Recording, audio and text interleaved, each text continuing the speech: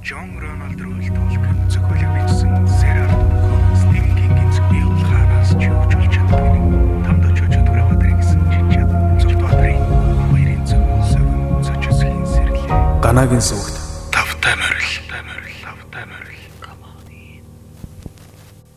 Ганагийн сүгийн сонсогч та бүхэндээ зохиолч Ууган Баярын Dark Books цувралын мөс номноос илгэм жигүүлгийг бүрэн ихээр нь нийт 6 хэсэг болгон хүргэж байна. 7 хоног бүрийн пүрэв ням гаригуудад 18 цагаас Ганагийн сүгт орно.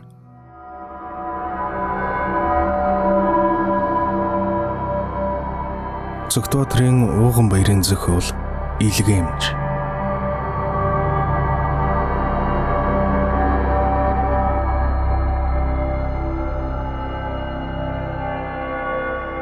Гуравдугаар хэсэг.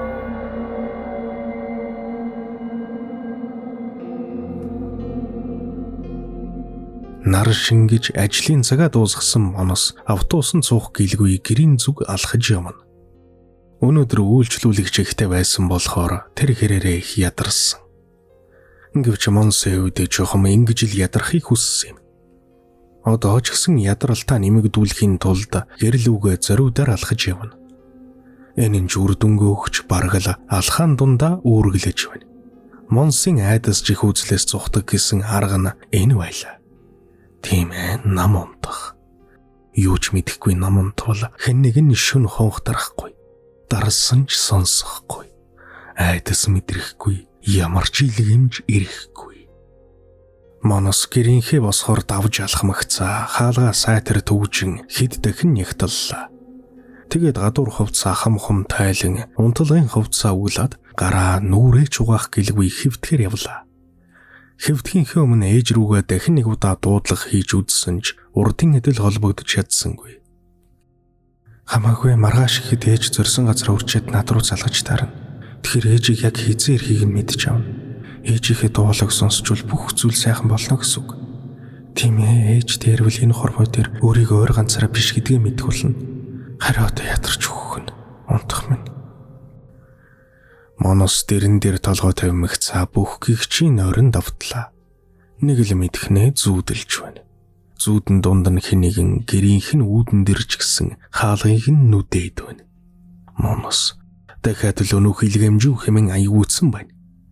Гэвч тэгмэгцээ Монос өөрийгөө зүүдэлж буугаа ухамсарлаж амжив. Тийм ээ, ердөө хоосон зүудтүүд ийхэн болохоор айх шаардлагагүй хэмээн өөртөө сануулав.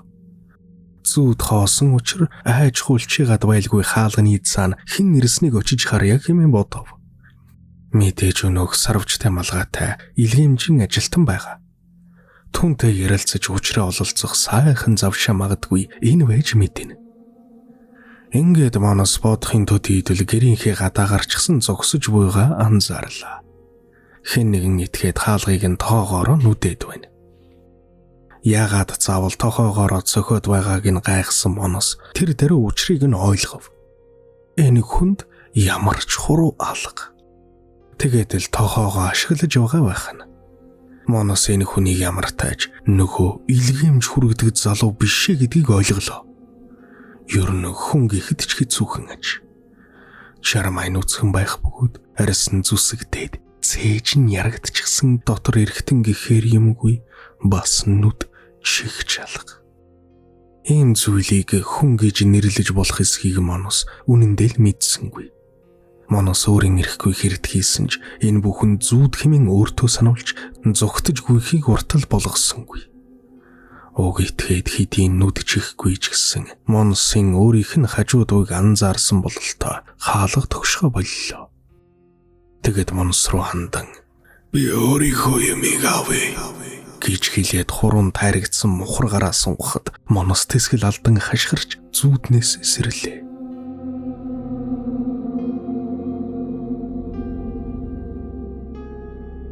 Хамаг би энэ усан хоолгон болтлоо өхөлөрч амьсгаан давгцсан нүднээс нь нулимс урсж хаж. Аман хуурайшин аргаж толгойн дүүнгтэн цагийн багцаа алдагджээ. Гадаа та саранхуу байгаагаас үзэхэд осолдохгүй шөнө гэдгийг л ойлгогдно.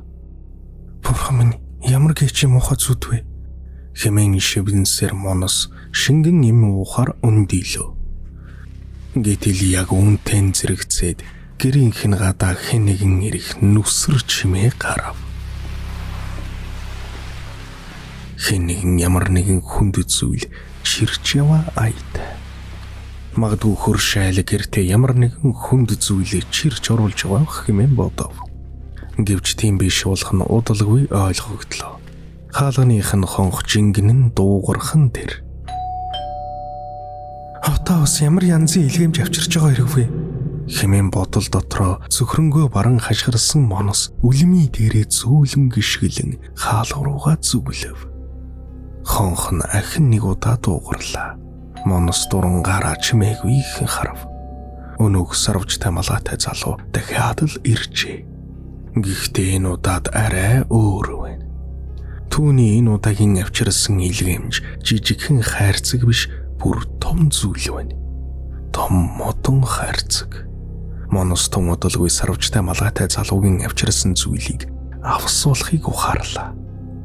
Кинон дээрээс харж байсан шарил хийдэг шаргал өнгийн модон авс. Монос айсандаа өөрийн ирэхгүй уйлж, тэгхдээ чимээ гарахгүй хичээн хоёр гараараа амаа таглан хаалга налан суулаа. Хаалганых нь гадаа ярьсан итгээд өөрийг нь нэвт харж баятайл ярихан тэрэ. За илгээмжирлээд монсоо. Энэ удаад ингээд орхиж чадахгүй. Заавал оруулах хэрэгтэй. Монос ямар ч хариу хэлсэнгүй. Болж үзүүлд итгэж ядан амаа таглан мэгшүүлсээр. Юм аваарай монсоо.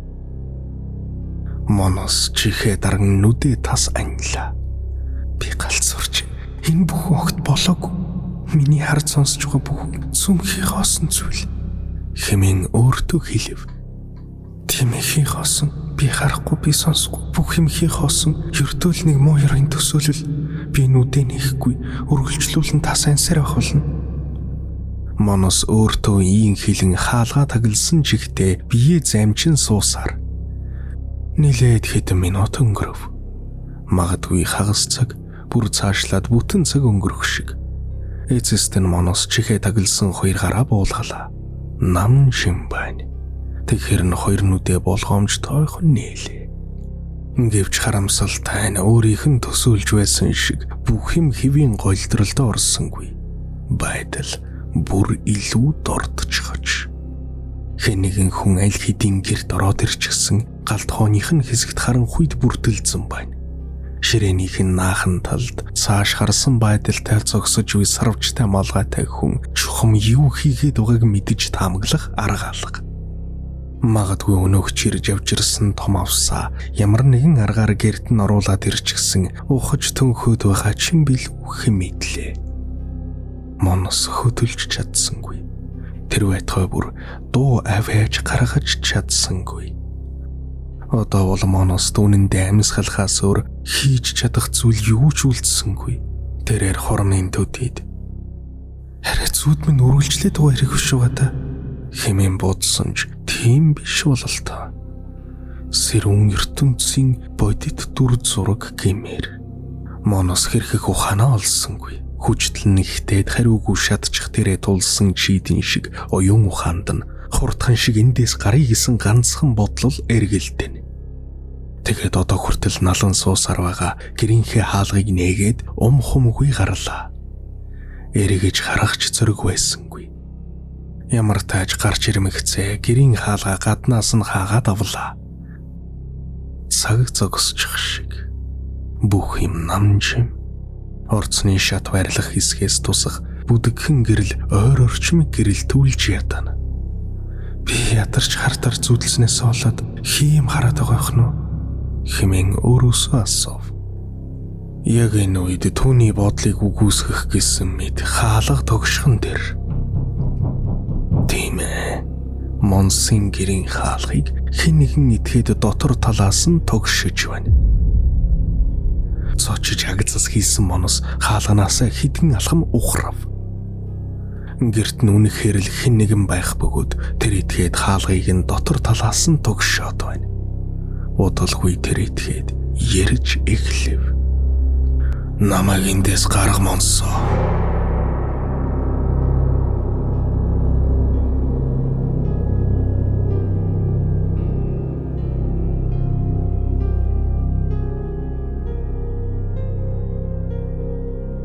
одоо Ганагийн сувгтай хамт байна. Ээжийнхээ гэрт ирснээр зөв зүйл болжээ. Манус ээжийнхээ захиж хэлснээр тасалгааны цэцгүүдийг нь усалж хаад хөрөгчөнд байгаа бэлэн зэхэ зүйлсүүдийг ашиглан өөртөө хоол бэлдэв. Ус уцалган халуун цай оочлоо. Хоолой нүвтчихэж. Ямар ч зүйл залгисан хоолойгоо хутгаар гулгуулж байгаа аяатай. Өнгөрсөн шөнө гэрээсээ хөл нүцгэн гарч гүйснээс л болсон хэрэг үз. Гэвч манус өөрийгөө хүчлээд бэлдсэн хоолоо идэв.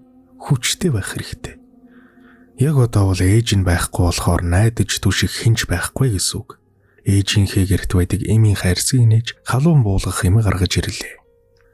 Манус хэдий хоолой нүвтчихсэн биеийн сул байгаа ч гэсэн сэтгэл санааны хувьд харьцангуй тогтун байлаа. Бодоод бахнэ өөртөө тохиолдсон хайдас дагуулсан учир битүүлэг зүйлс өөр байрлуу нүүж ганцаар амьдрах болсноос л эхэлсэн болол тоо. Хөдөлдөж явсан байр нь ямар нэгэн сүнс чөтгөр шүглчихсэн юм уу? Муу ёрын байр байсан ч илүү хэм мэдхэв. Тийм ээ, нэг тиймэрхүү юм байгаагаас л зайлахгүй. Одоо бол мэдээ орсон цагаас эхлэн амьдарсан өөрийнхөө төрлөх гэрт ирсэн болохоор юу алцах вүлээ? Энэ гэр бол Монсын хувьд ариун сүмэл гэсэн үг. Гэвч хэдий тийм ч гэлээ шалгалтанд бэлдэж хичээл ном шагаах хэмжээнд сэтгэл нь тогтсонгүй. Уг нь ном шагаасан үед бол Моност цаг хугацаа нисэх мэтэл өнгөрчихдөг юм. Дандаа л тийм байсан. Энэ удаад бол зүгээр л нааш цааш алхан босон суухаас өөр хийж чадах юм алга. Үе өнөөх цагдаагийн хэлж байсан шиг өөрийгөө сэтгцэн өвчтэй юм биш угаа хэмээн бодно. Манус ээжигээ үгүйлж байлаа. Одоо болтол утас нь холбогдохгүй байгаа болохоор санаа зовж түгшгүй байх арга алга. Хэрвээ ээж энэ янзаараа тагчиг байгаад байвал маргааш компани руу очиж ажилчидтай уулзаж сураглая хэмээн шийдэв. 4 өрөөнд дотроо нааш цааш холхин цаг нөхцөөж байхдаа Манус ярилцаж болох хэн нэгнийг ирэхгүй өгүүлнэ. Тэгээд анх удаа өөрийгөө яагаад бусдаас өөр байдгаа гайхан бодлоо. Бусад үеийнхэн нь хоорондоо нөхөрлөж, нууцаа хуваалцаж, гадуур кино үзэж, өөдөх түгших завгүй цагийг хөгжилтэй өнгөрөөдөг. Гэтэл Моност нэг ч найз байхгүй. Найзтай болохыг хизээж хүсэж байсангүй. Яагаад гэдгээ мэдэхгүй, зүгээр л бие даасан амьдралаар амьдрах гэж яардаг нэгэн байж. Бусдаас өрсөж амьдралыг амтлах гэж яардаг нэгэн. Бусдаас өөр нэгэн. Бусдаас өөр гэдэг нь магадгүй хэд гоёчлсон нэрч байж мэднэ. Шулуухан хэлвэл эн чинь зүгээр л өвчтөе нэгэн гэсэн үг. Яг л цагдаа залуугийн хэлж байсан шиг. Манус ноутбукээ дэлгэн сэтгцэн өвчний талаар өөрийнхөө хэмжээнд хайж судалж гэллээ. Нэгэн тэл хийж авах зүйл байхгүй мохойн ядаж ингээд ч болтугай цаг нөхцөөвөл зүгээр санагдана. Хэд хэдэн эмчийн ярилцлага сэтгцэн эмгэгтэй холбоотой зарим нэг мэрэгжилтнүүдийн судалгааны ажлын зах зугтай танилцав. Энэ бүгдийн дундаа сэтгцэн өвчний дийлэнх нь удамшдаг гэсэн өгүүлбэр нэлээд хэдэн газар таарлах нь тэрэ. Ингээд Манус дахиад ээжийнхээ өнгөрсөн үеийн амьдралыг нэхэн санах гэж оролдлоо. Ямар ч тач ээж нь бүх амьдралынхаа туршид цоо ирүүл нэгэн байгаагүй гэдгийг Манус мэднэ. Сэтгэлээр ундаг, шөнө хар дарж зүудэлдэг, олон цагаар нойр муутай явдаг байсан үе ээжд нь байсныг Манус эргэн санав. Ээжийн сэтгцэн өвч надад удамшсан байж мэднэ. Тэгэл би хийх хоосон зүйл үзэж чараад элдв янзын илгээмж аваад байгаагаар төсөөлдөг болсон ч юм билүү. Манус өөрийн ирэхгүй ийм бодлоо. Тэгээд үргэлжлүүлээд магадгүй ээж ямар нэгэн сэтгцэн өвчтэй байсан болохоор л хүн хартай нөхөрлөж амьдралаа албааг бах. Сэтгцэн эмгэгээсээ болоод ааваас алсан байж болно хэмээн өөртөө хэллээ.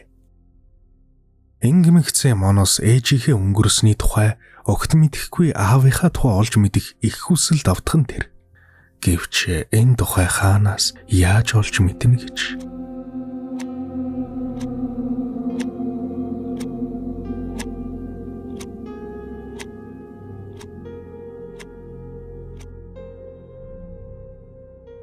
Өгүүллэгийн дараагийн хэсгээс тэрхүү шүүгэний хаалганы толинд хэн нэгний дүрс бүдэг бодог тусаж байна.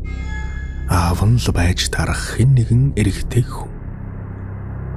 Манус аавынхаа байж мэдих тэрхүү толин туссан дүрс дээр хідэн хурм харц тогтлоо. Тэгснэ олж харсан, ойлгож мэдсэн зүйлээсээ болоод гинэтхэн хэрэг хийгээд явж хав.